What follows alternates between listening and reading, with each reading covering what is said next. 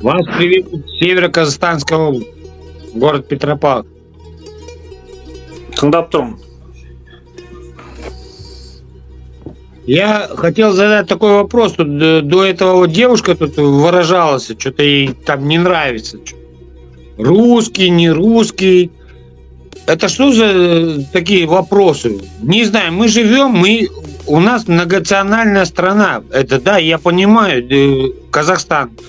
Я по национальности украинец. Родился в Беларуси. Живу с 3 лет. Мне 47 лет. Я живу в Казахстане. Я все обычаи, все праздники отмечаю. Что Новый год, что Наурыз, все отмечают. И мы уважаем, и здесь никто не ругается. А это, там вот кто там так говорил? Что-то русский не нравится ей. Тілді неғып үйренбедіңіз 30 жыл бойы? А? Дикий Алло. бизон. Да. Тілді неғып үйренбедіңіз деймін?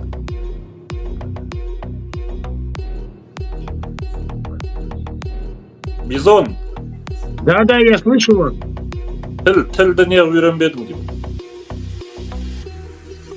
Честно сказать, я не могу вот полностью по-казахски разговаривать, честное слово.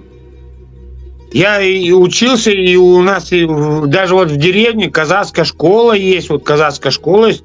Ну, дело в том, что я говорить я могу, наверное, а вот понимать немножко я некоторые слова не понимаю.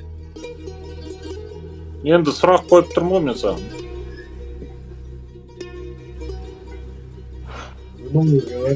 Нет, видишь, связь теряется, непонятно, что он говорит.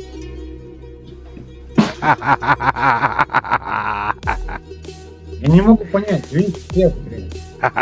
Алло. Көрдің ба? Связь теряется, Дима.